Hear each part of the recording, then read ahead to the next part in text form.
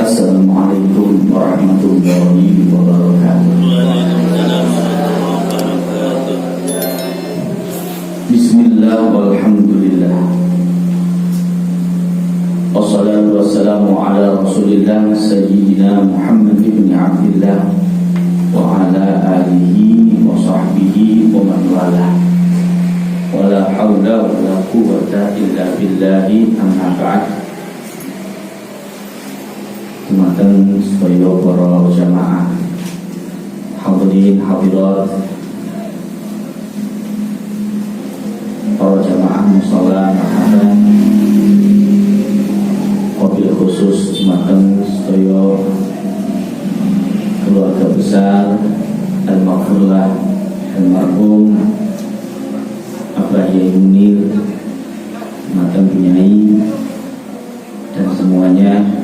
Alhamdulillah, dalu menika kula panjenengan ditempataken malih dening Allah Subhanahu wa taala wonten musala menika dalam rangka pengawasan rutin melanjutkan apa yang sudah dilaksanakan oleh para sesepuh, para orang tua, para guru. Tiada lain tujuan kita nomor satu adalah thalabul ilm, kemudian juga untuk mencari barokah dari penapaktilasan apa yang sudah pernah dilakukan oleh para orang tua dan guru. Mungkin harapan-harapan ini semuanya akan dikabul oleh Allah Subhanahu wa taala. Kula panjenengan wangsul saking majelis menika membawa tambahan manfaat, tambahan barokah, semakin kuat keimanan, kepatuhan, ketundukan dan ketakwaannya kepada Allah Subhanahu wa taala, tambah besar cintanya kepada Allah dan Rasulullah sallallahu alaihi wasallam. Amin ya rabbal alamin. Untuk itu mari kita awali majelis ini dengan tertibul Fatihah terlebih dahulu, sekaligus juga mengirimkan hadiah pahala dari bacaan surah Al-Fatihah kepada para masyayikh yang pernah hadir pada mushola ini, para muassisin dan juga seluruh yang hadir dalam majelis ini, dalam mushola ini. Sabiqan wa lahiqan. Al-Fatihah ila ar-Rahman dzakartu wa dzakaru yati basari alwi muqtada asma'hum inda ibtida'i kulli ta'lim khasatan fi hadhihi al-musalla wa fi hadha al-majlis wa bil khusus ila arwah jami'i al-qa'imina wa al-masyayikh wa muassisi hadha al-majlis wa hadhihi al-musalla khasatan dumateng Abah Yai Qasari Alwi, Abah Haji Munir, Abah Haji Abdul Rahim lan sedaya ingkang nate hadir ten musala niki, hadir ten majelis niki. Walidina walidikum ya hadirun wa masyayikhina masyayikhikum wa muwatina wa muwatikum wa muwatin muslimin amatan kafah.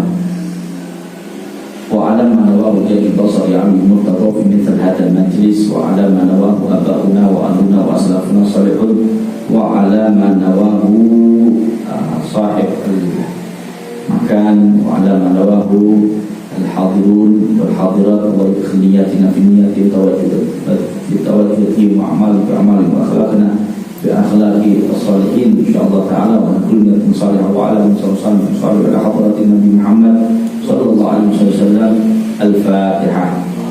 Bismillahirrahmanirrahim. Alhamdulillahirabbil alamin. Ar-Rahmanir Rahim. Maliki yaumiddin. Iyyaka na'budu wa iyyaka nasta'in. Ihdinas siratal mustaqim. Shiratal ladzina an'amta 'alaihim ghairil maghdubi 'alaihim waladdallin. Amin. Hadirin hadirat yang dirahmati oleh Allah Subhanahu wa taala. biasanya kita mengkaji kitab wasiat susunan atau gubahan Al-Habib Abdullah bin Husain bin Tahir yang diterjemahkan di dalam bahasa Jawa oleh guru kita Murabi Arwahina Kiai Al-Hajj Muhammad Basri Alwi Murtaba. Akan tetapi pada kesempatan kali ini saya ingin mengajak kita angan-angan tentang masalah balak ini. Anak, insya Allah apa yang disampaikan ini jika bisa dipahami dengan tepat akan membantu sekali bagi kita untuk menyikapi balak yang terjadi. Sebab masalah balak ini banyak tidak dimengerti oleh orang Indonesia karena masalah bahasa saja sebetulnya. Maka saya menganggap ini perlu untuk disampaikan. Kebetulan juga ini Masya Allah kita banyak sekali bala ujian yang menimpa kita di Indonesia secara umum dan secara khusus di lokasi-lokasi musibah.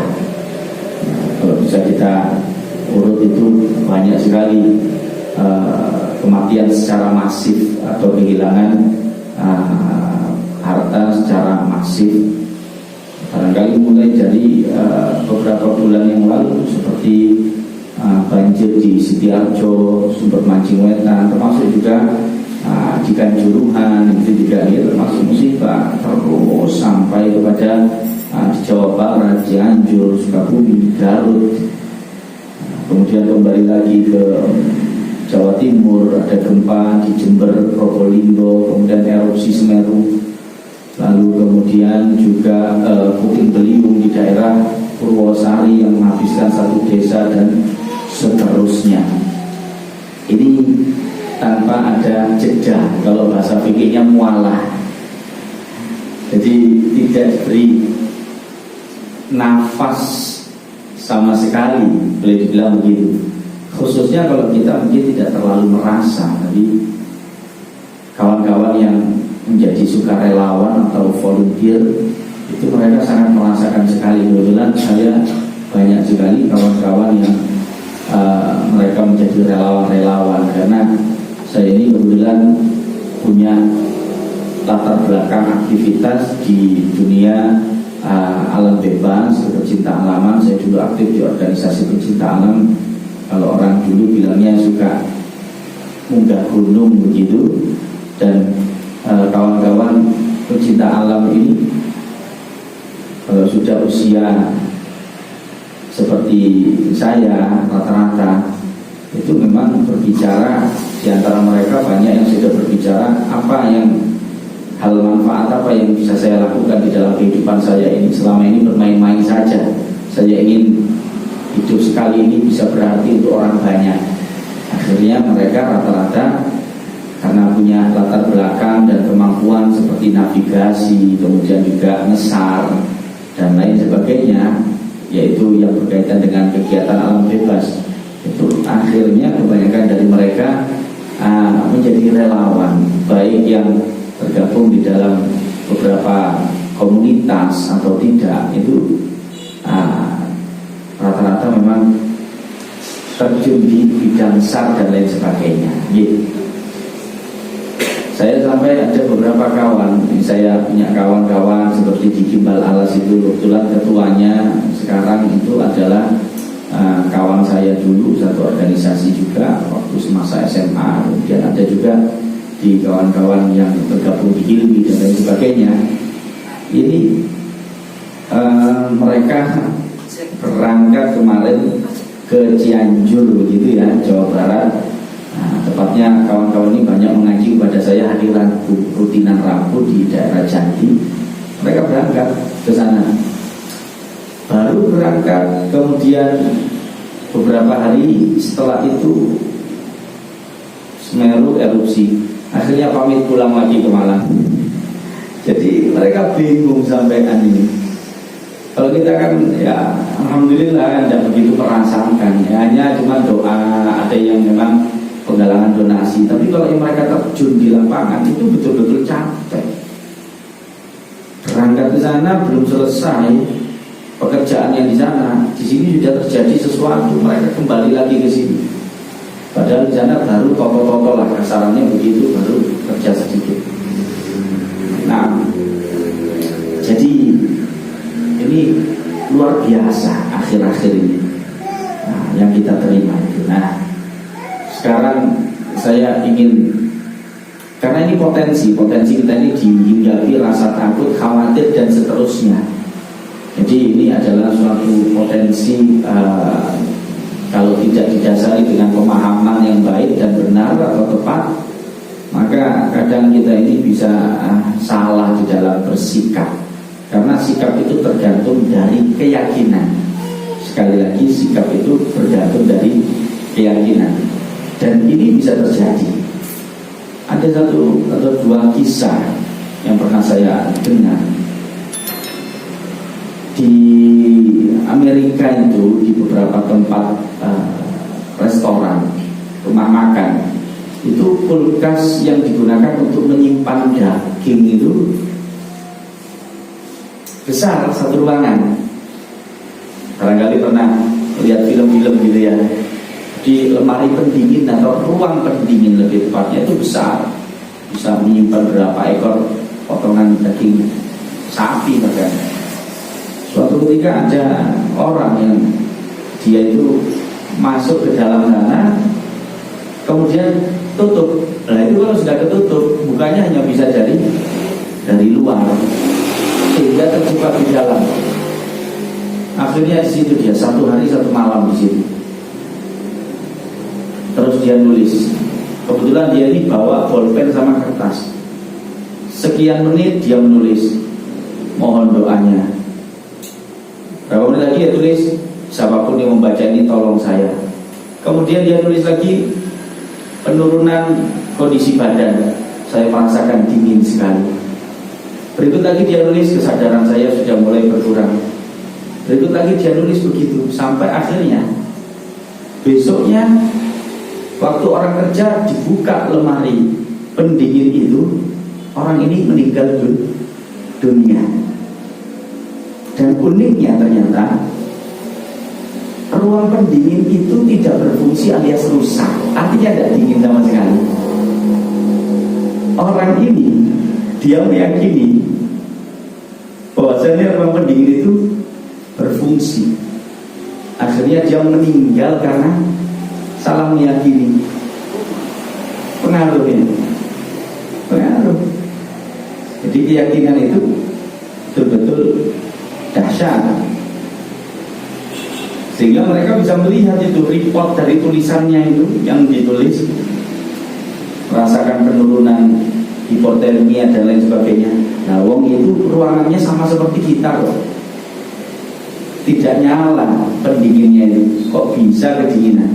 Karena berhasil dari keyakinan yang salah.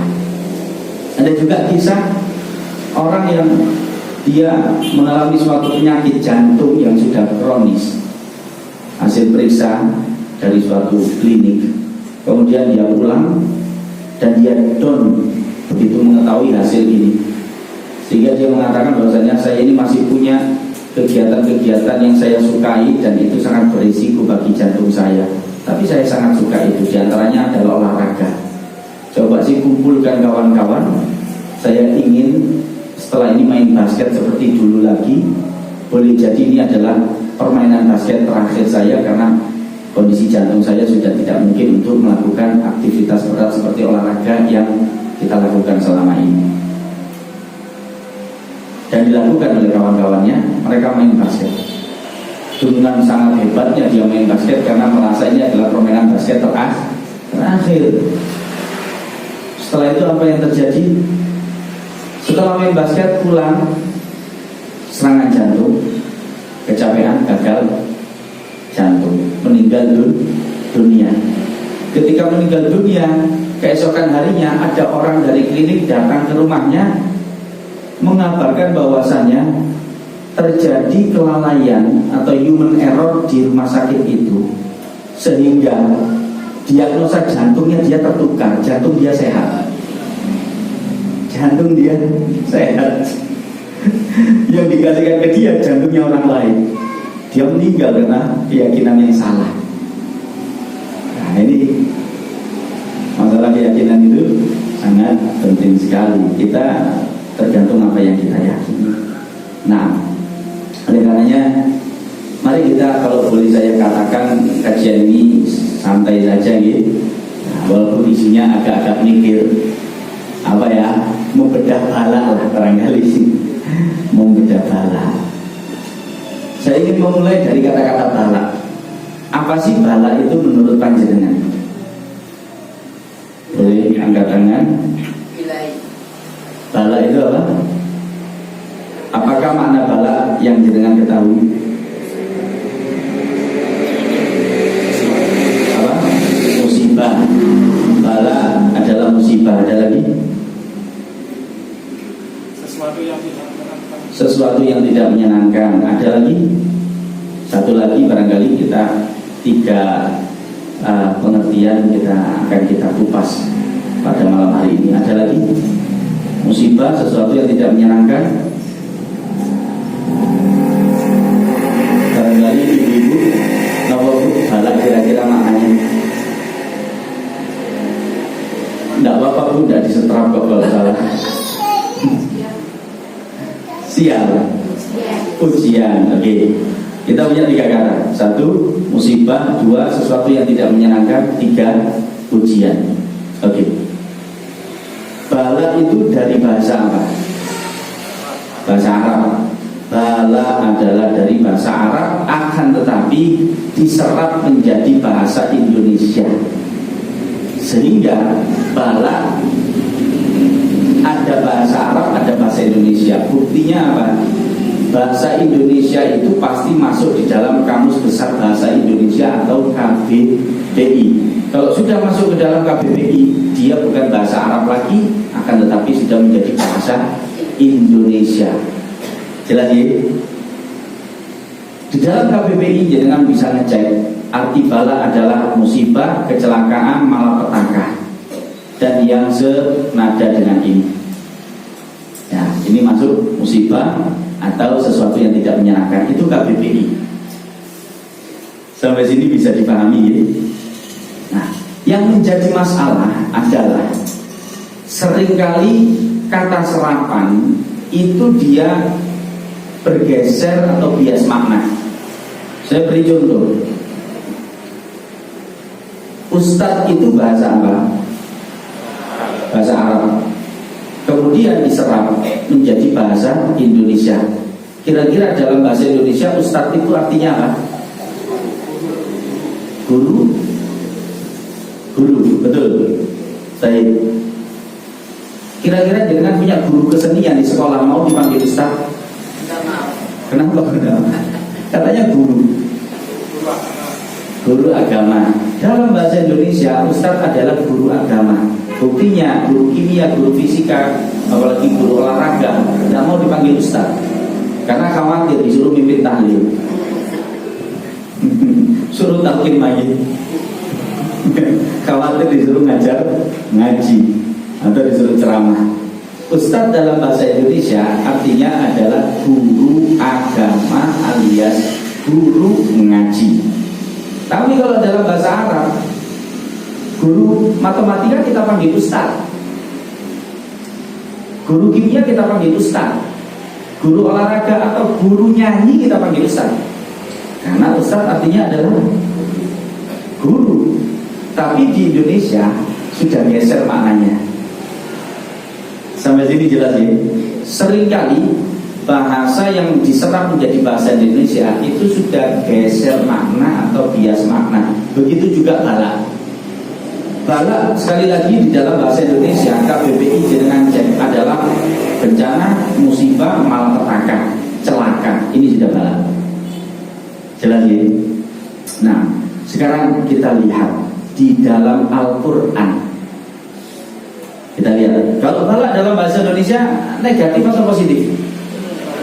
Negatif ya. Buktinya jenengan kalau mendengar kata bala pasti takut. Ya. Sekarang kalau dalam Al-Quran kita lihat di Al-Quran ayat 168 dari surat Al-A'raf. 168 dari surat Al-A'raf, Allah Ta'ala berfirman begini, wa balawnahum, bala yablu, ini dari kata-kata bala, ya.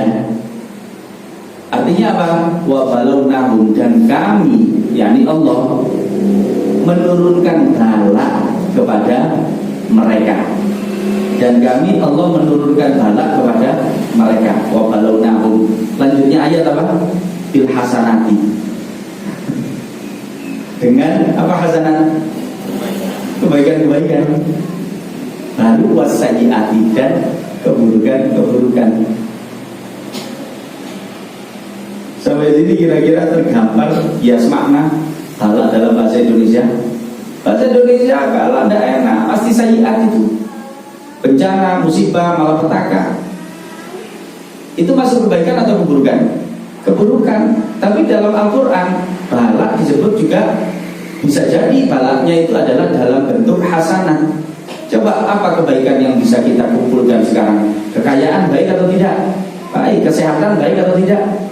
Baik mana sehat sama sakit? Ya baik, sehat. Ya toh. Rumah tangga harmonis baik atau tidak? Baik. Iya kan? Jelas gini. Prestasi, kedudukan, pangkat, jabatan baik. Usaha laris baik tidak? Baik. Ternyata ini juga bisa masuk dalam kategori bala. Kekayaan bisa jadi bala, rumah tangga harmonis bisa jadi bala, kesehatan bisa jadi bala, berdasarkan ayat ini. Sampai sini bisa dipahami. Kalau kurang yakin, kita lihat ayat lain. Dalam Al-Quran surah Al-Anfal ayat 17, Allah Subhanahu wa taala berfirman, wa liyubliyal mu'minina minhu bala'an hasanan. Yang demikian ini agar Allah menguji orang-orang yang beriman balaan hasanah dengan bala yang baik. Balanya baik.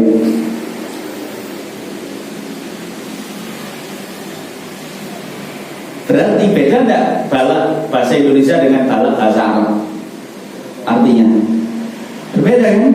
Sama seperti ustadz bahasa Indonesia dengan ustadz bahasa Arab, maknanya berbeda. Sampai sini jelas ya.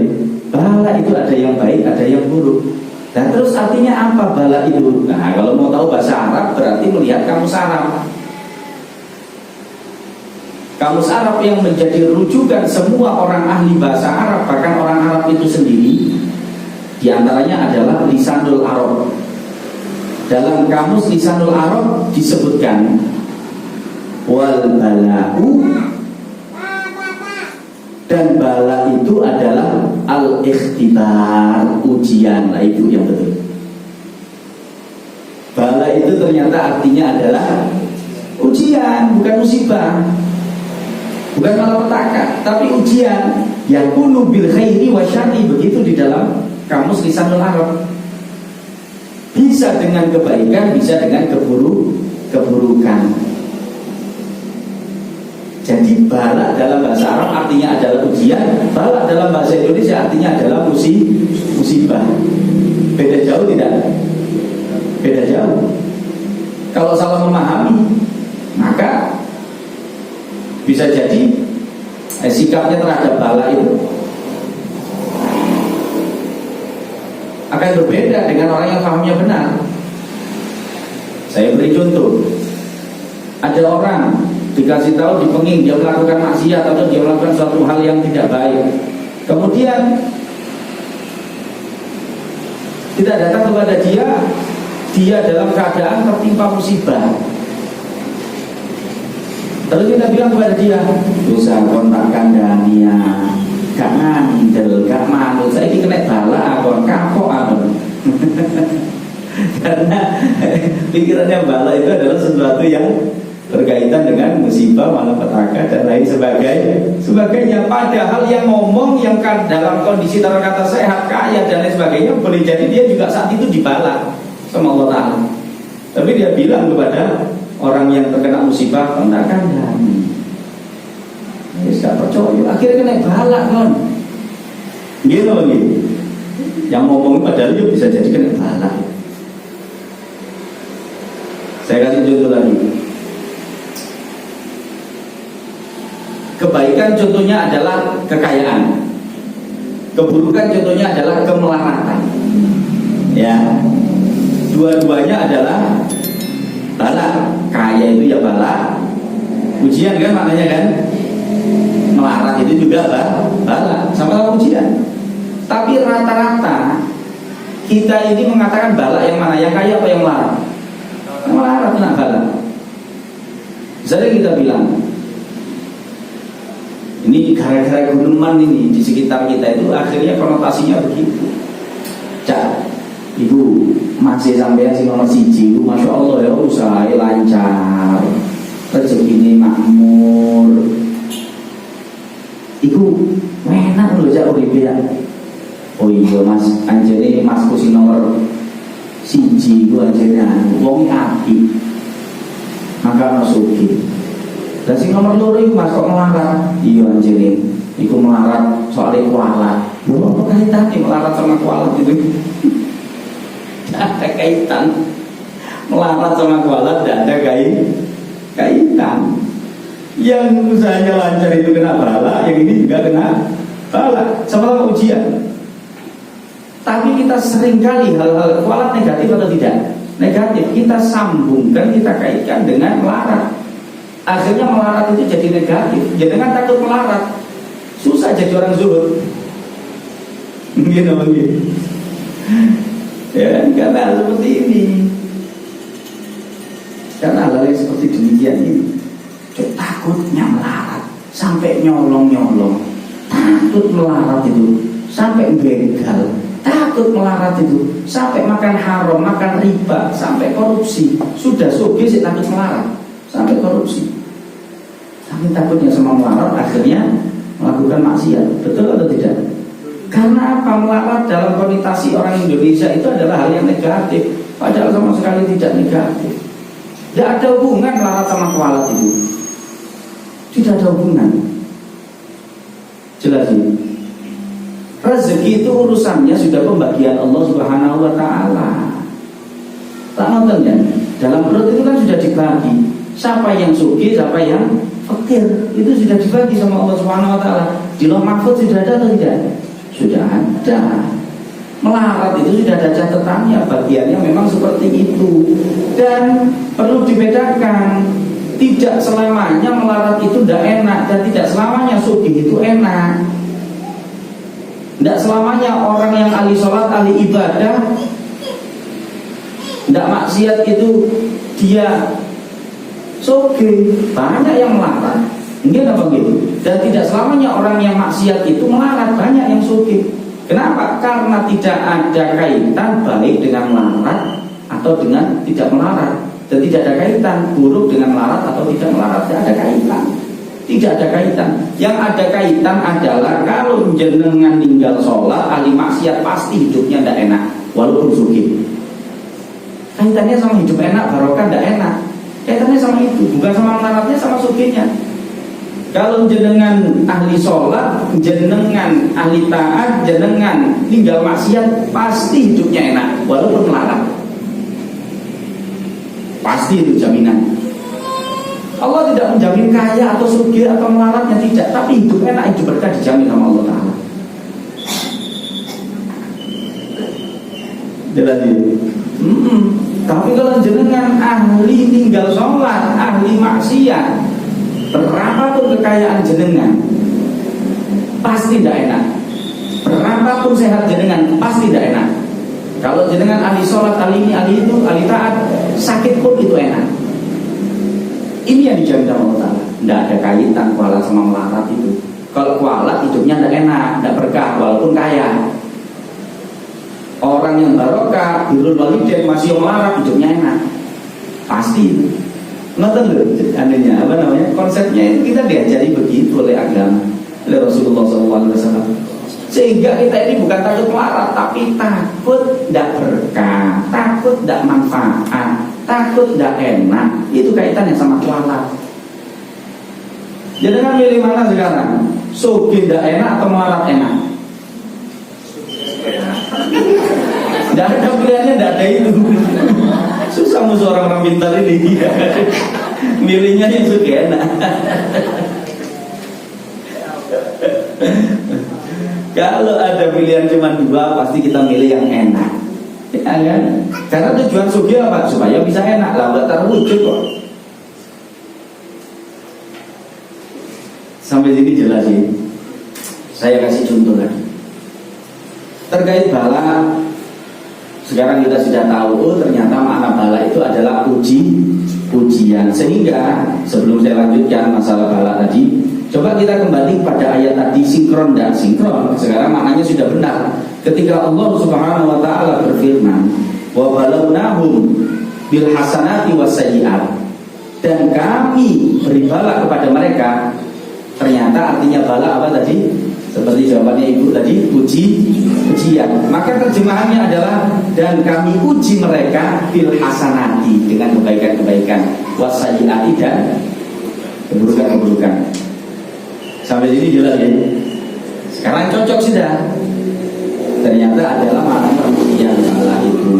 Sehingga bala itu bisa berupa nikmat, bisa berupa musibah. Kalau bala musibah ada, bala nikmat juga ada. Boleh jadi saudara-saudara kita yang di sana-sana Cianjur dan lain sebagainya itu terkena bala musibah, tapi saat ini kita juga terkena bala nikmat. Boleh jadi. Boleh jadi. Tapi dua-duanya tujuannya satu. Apa itu? La'allahum yarji'un wa balawnahum bil hasanati was sayyi'at, kata Allah Ta'ala, dan kami uji mereka dengan hal-hal yang baik dan dengan hal-hal yang buruk. Untuk apa? La'allahum yarji'un. Ujian itu dikatakan lulus ketika kita kembali dekat sama Allah Ta'ala. Dapat nikmat tambah dekat, kena musibah tambah dekat. Jelas ya? Baik. Kira-kira lebih sulit mana, ujian berupa nikmat atau ujian berupa musibah? Lebih sulit berupa musibah. Ini yang sering ditanamkan oleh Abah Yai Basori Alwi kepada saya. Li angela wong oleh nikmat, timbangane wong kena musibah. Wong kena musibah itu ujiannya lebih ringan. Jadi jangan merasa kita ini lebih baik dari yang di luar sana kena musibah. Jangan merasa kita ini lebih selamat dari mereka yang kena musibah. Ujian kita ini lebih sulit, lebih susah. Coba ya, tokoh-tokoh kriminal sepanjang masa di dalam Al-Quran yang jenengan tahu siapa saja yang dikriminalkan di dalam Al-Quran, menurut Al-Quran, versi Al-Quran, siapa saja? Fir'aun, siapa lagi? Qarun, siapa lagi? Namrud, siapa lagi? Abu Lahab. Sudah, jangan banyak-banyak, waktunya habis nanti. 4 saja, karena memang tidak banyak yang disebutkan. Ada lagi satu Haman. Ya, coba jangan lihat 5 ini. Itu semuanya jadi penjahat. Kenapa? Karena tidak lulus ujian. Ujiannya saya tanya, berupa musibah atau berupa nikmat? Semuanya nikmat. Fir'aun, ujiannya nikmat atau musibah? Nikmat. Dia kekuasaan punya, kesehatan tidak pernah sakit, greges itu tidak pernah. Baunya minyak kapur tidak pernah cium Fir'aun itu. Kaya, dia apa gitu? Tuh. Sekarang siapa? Qarun, nikmat atau musibah? Nikmat ujiannya. Haman, jenderalnya Fir'aun, nikmat. Abu Lahab, nikmat. Yang top-topnya penjahat versi Al-Quran itu adalah ujiannya berupa nikmat, bukan musibah. Karena berupa nikmat ini banyak orang dia gagal karena orang, apalagi kalau kita memahami bala itu adalah musibah, maka ketika dia kaya, ketika dia sehat, ketika dia memiliki pangkat kedudukan, dia tidak merasa diuji oleh Allah Subhanahu wa taala. Karena pahamnya bala itu hanya musibah dan bencana. Seperti sekarang ini kita merasa kita tidak diuji, yang diuji adalah, ayo kita doakan saudara-saudara kita yang diuji oleh Allah Subhanahu wa taala, seperti yang tertimpa bencana Semeru, tertimpa bencana gempa bumi. Ayo kita doakan mereka yang sekarang sedang diuji. Loh, yang diuji bukan hanya mereka loh. Bisa jadi kita diuji, sehingga kita tidak mawas diri, kita tidak waspada, kan begitu ya. Nah ini keyakinan ini, salah paham ini berbahaya sekali. sehingga kita tidak waspada. Kalau tidak waspada, tidak tahu kalau ini ujian, maka kita tidak bisa kembali kepada Allah Subhanahu wa Ta'ala. Lah mereka tahu kalau mereka itu diuji karena sudah seperti itu. Fahamnya orang Indonesia musibah adalah ujian. Yang bahaya itu yang kalau tidak paham kalau kita ini juga boleh jadi mendapatkan ujian. Akhirnya gagal. Sampai sini kira-kira bisa dipahami yang saya maksud. Nah, ini penting sekali untuk saya sampaikan. Jadi kekayaan itu juga bala, kemudian kemelaratan juga bala, keamanan itu bala, kemudian ketakutan itu juga bala, dan seterusnya. Perkara baik itu bisa jadi bala, perkara buruk juga bisa jadi bala. Wa balawnahum bil hasanati was sayyi'at la'allahum yarji'un. Dan kami uji mereka dengan kebaikan-kebaikan dan kami uji mereka dengan keburukan-keburukan agar mereka semuanya kembali kepada Allah Subhanahu wa Ta'ala. Sampai sini bisa dipahami ya? Jelas ya? Sekarang siapa yang balanya itu lebih berat? Rasulullah pernah ditanya, Ayyun nas asyad bala. Ya Rasulullah, Ayyun nas, siapa orang yang asyad balaan, balanya itu paling berat? Apa kata Nabi Muhammad SAW? Al-Anbiya. Apa Al-Anbiya artinya? Para nabi. Sebelum saya lanjut, ketika saya mengatakan bala, di dalam angen-angen kerenteknya jenengan atau di dalam rasa atau pikiran jenengan, krausnya udah sulit. Ketika saya ngomong bala, masih negatif atau sudah? Masih negatif ya? Kalau masih negatif salah. Kenapa? Karena tidak mungkin barang negatif itu melekat pada para nabi. Mungkin tidak barang negatif itu melekat pada para nabi? Tidak mungkin, mustahil. Bala itu sama sekali tidak negatif. Kalau bala itu negatif, tidak mungkin para nabi ditimpa bala. Tidak mungkin para nabi itu berhubungan dengan bala.